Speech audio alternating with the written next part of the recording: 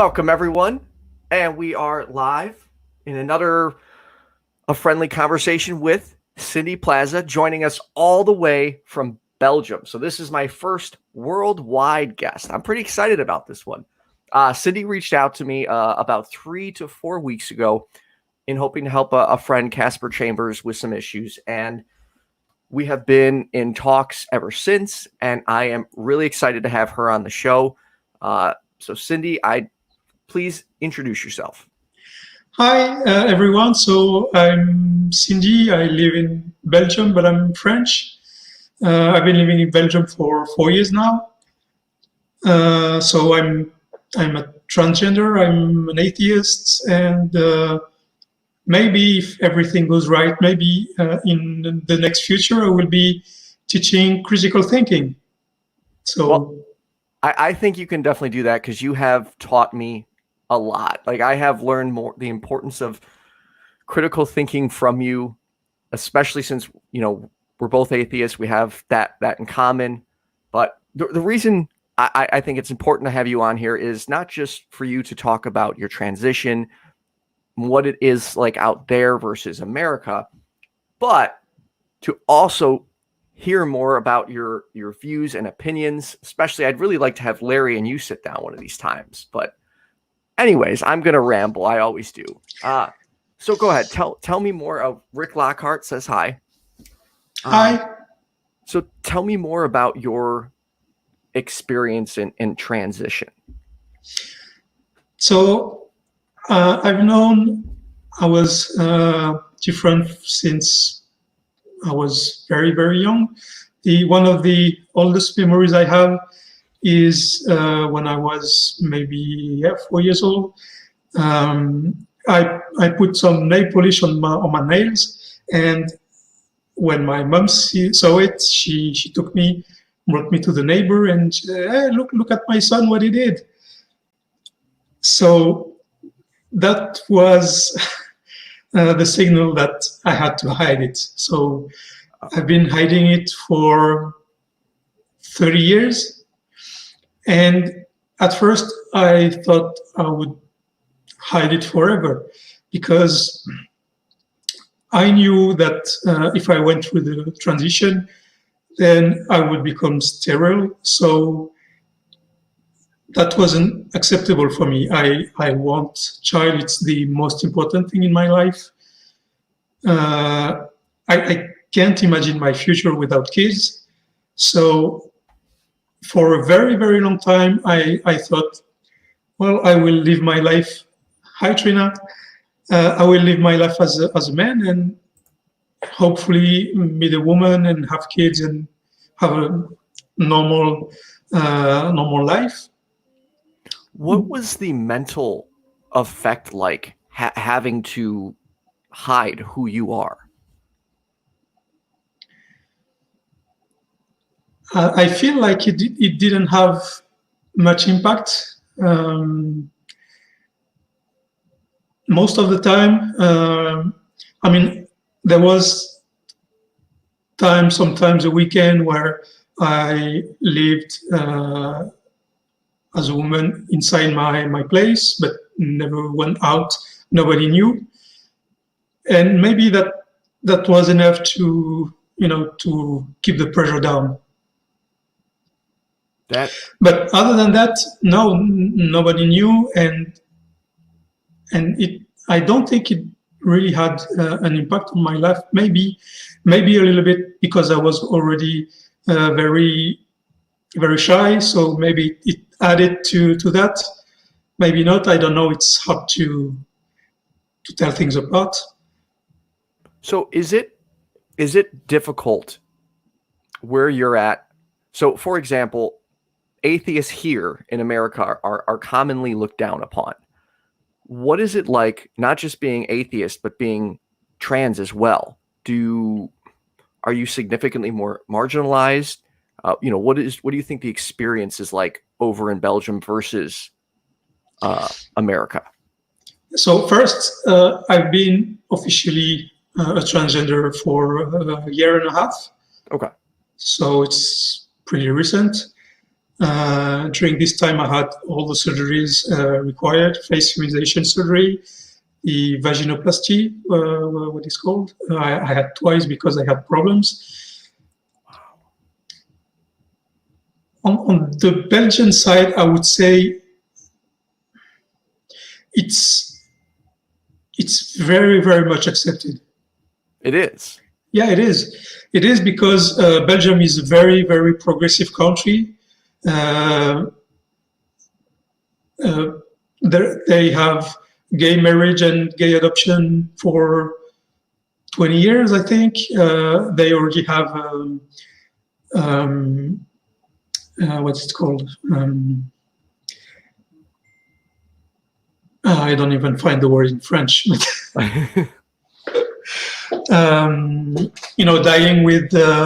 Dying with dignity. Dignity, yeah. They have. That's awesome. I am. Yeah, they've had a law for this for about 15 years, I think. In a couple of years, in the last couple of years, they had discussion about dying in dignity as a child, which is a very tough topic. But yeah, I wouldn't even touch that topic here in America. No. Yeah, but here, religion doesn't get in the way of anything. In France, it does a little bit more, even though France has been a secular country since 1905. But yeah, in 2012, when our president at the time decided to vote a law to allow marriage for everyone, that woke up a lot of old Christianity in France. What do you mean by that?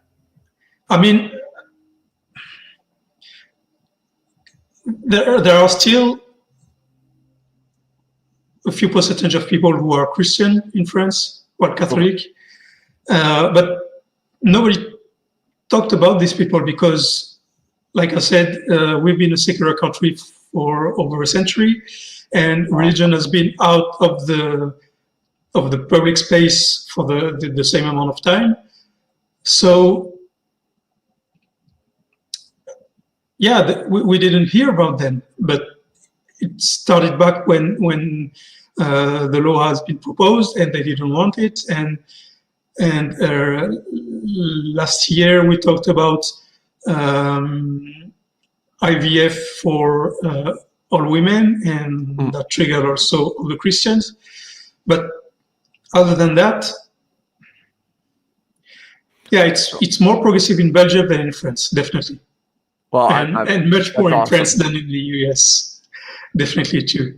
So, what advice would you give somebody in America or anywhere who is struggling with not just their identity, but the oppression of being trans?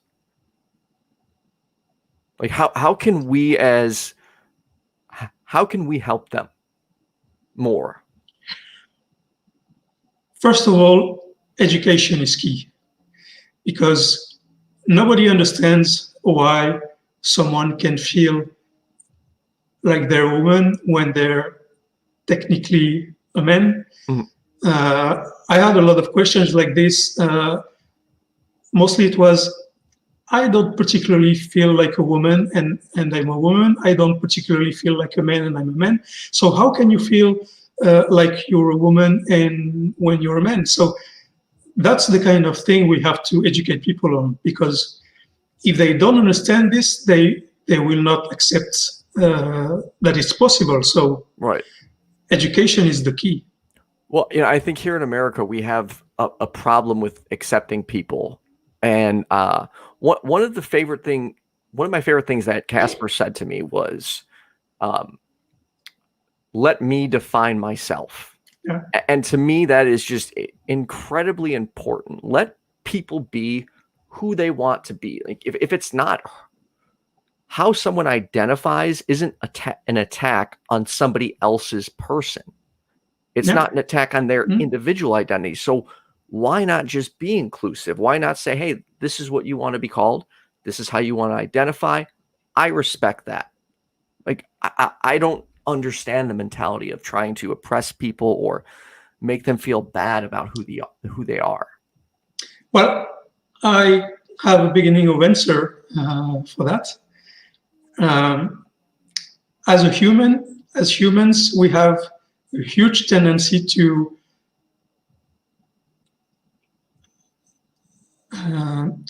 group ourselves, and we see people outside this group as a threat. That's a very basic natural answer in humans. So you need education to understand that, yes, for hundreds of years, humans needed to be among other peoples like them because it was how they survived.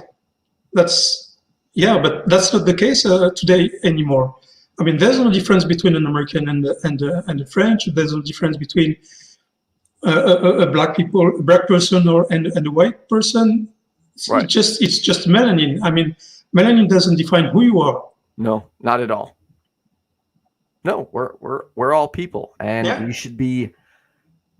should be happier with each other. We should be more compassionate. And here's what's funny, just personal experience real quick. If right now I took myself from 10 years ago and said, listen to me talk right now, the younger version would absolutely hate me. He would call me he would probably call me a whiny, pandering liberal. That's I can almost guarantee that's what he would say, because snowflake. He wouldn't be able to process the importance of these conversations and the importance of accepting people. You know, I very much had that mindset of putting people in these boxes. Oh, you're this, then this is who you are. And I agree. We need to remove labels as much as possible to stop separating each other. Yeah, the way I see it, it's putting a label on someone is dehumanizing them. Yes. Because when you meet someone in the street, you see a human being, and human being has an enormous potential. I mean, you can be an astronaut, you can be a teacher, you can be anything as a human being. But as soon as you put a label on someone, you reduce that person to the label and what you think the label contains. Right. So when Christians, when believers in general call us atheists, they have a very specific image on their mind. Yes. and they reduce us to this image when they stick us the tag atheist. And it works for everyone. When we say he's gay, we also put a certain stereotype to this person. And and when you realize that this person, this transgender or homosexual, does something really impressive, well, most people are surprised, because they had this image of this limiting image of being a transgender or homosexual, and they didn't think it was possible for this person to be something else outside this tag. So yeah, I think that's very important, to stop putting tags on people, unless people want to be called like this because that's how they identify. Right. But otherwise, just don't do it. No, I agree. And me personally, I don't care what anyone calls me. Like, I get called so many names for my beliefs. It's funny at this point. I mean, even just the way I act, I get called names for. So it's like, whatever. Yeah. Say what you will. What else would you like to cover? Or what other message could we help send people to make them be more understanding?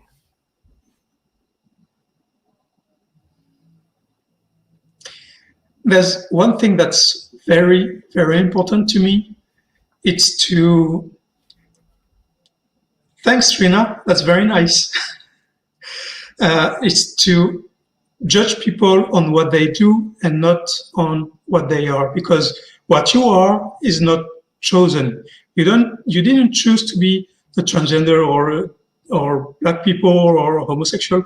These things, you didn't choose them, and they don't define you, because only what you do, how you treat people, defines you.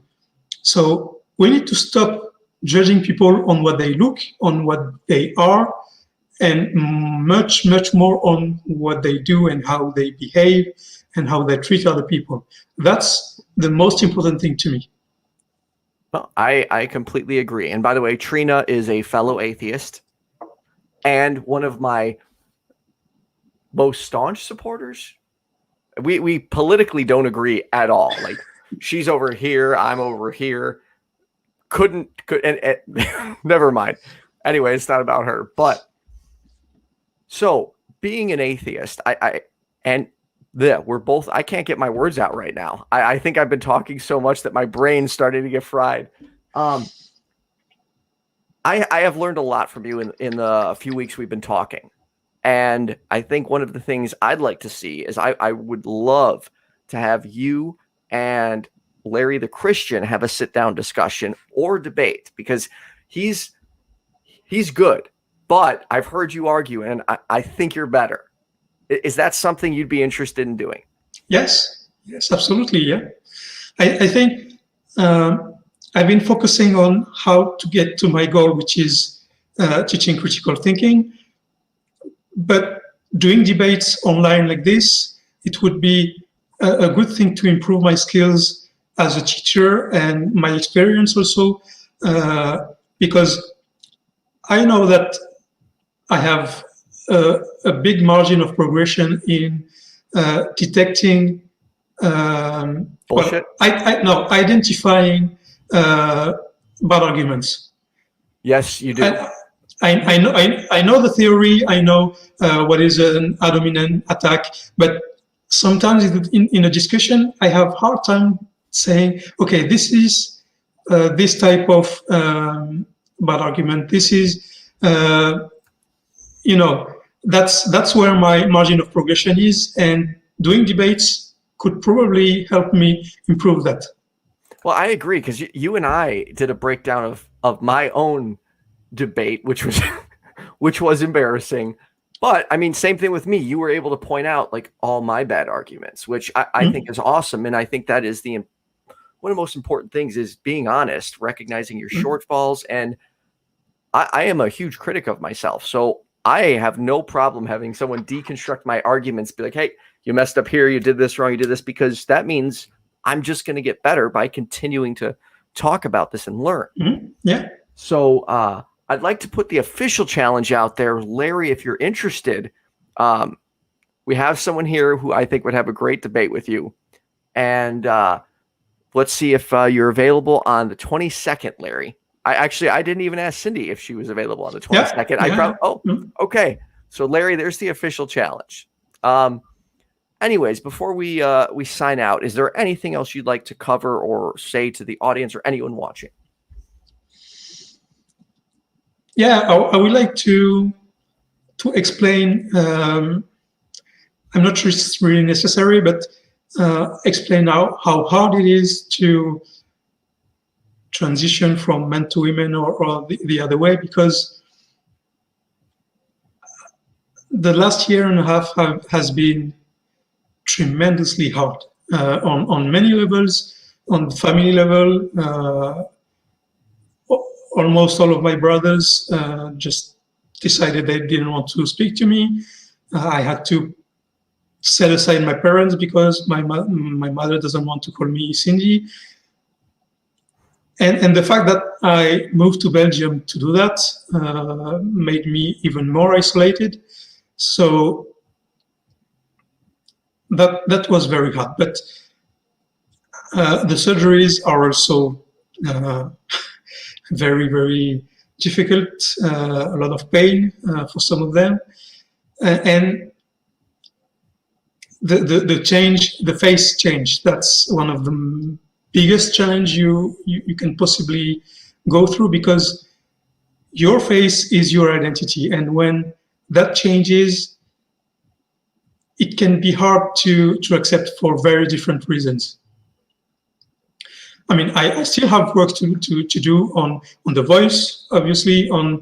I still have this part of the face that's still a bit numb, the head too, and I still have complications from the last surgery. So that's very, very, very hard. And the thing is, the reason why I decided to go through this is because I learned that there were other ways to have children, even though I went through all this. So before I started taking the hormone treatment, I went to a fertility clinic, and then I saved a part of my sperm and kept it in the fridge. And now I'm ready to go through the process to have children. The problem is, this is even harder than the transition itself, because in Belgium, as opposed to what I've been told at first when I did the thing, they didn't tell me that I had to find a surrogate mother myself, because in countries where it's accepted, you have a network. Women go to those places and they say, okay, I volunteer. I agree to carry someone else's baby. And then they build a network, and you, when you come, you say, I need a surrogate mother. Then they choose one, and they do all the process. But here in Belgium, and I didn't know that at the time, it's neither forbidden nor allowed. So the only 4 hospitals that perform this procedure, they put a lot of restrictions. And because the thing is, if I find someone around me who accepts to do it, and when the baby comes, they decide to keep it, there's nothing I can do. So I think you can imagine how it is to go through all this hard process, and then you finally have your baby, and then it's taken away from you, and there's nothing you can do. So right now, that's the biggest challenge I'm facing. It's how am I going to do it? I could go through to the States to do it, but then it would cost 150K, which I don't have. So I finished one very, very strong and hard transition, and now I'm going through this other very, very hard problem. So I'm sorry, I didn't know all that.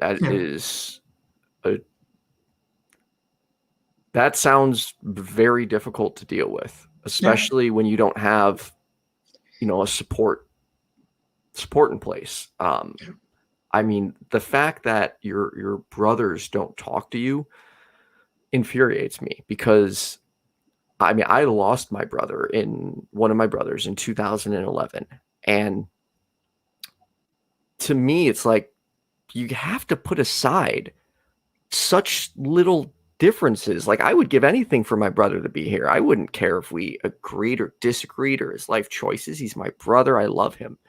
They need to be supportive of you, not distancing themselves from you. Like, how can someone do that to their own sibling? I don't get that. I'm sorry. No, I agree with you completely. Well, thank you for coming on. I appreciate Thank you for the interview. Absolutely. If you stay on the line for a moment, everyone, thanks for tuning in. I will be back here tomorrow night with Holly Lynn, and we will actually be talking about the death of her husband and the death of my brother. So I think that is another important conversation that needs to happen. Larry, if you're watching, the challenge has been laid. Everyone, thanks for tuning in. Thank you, Cindy.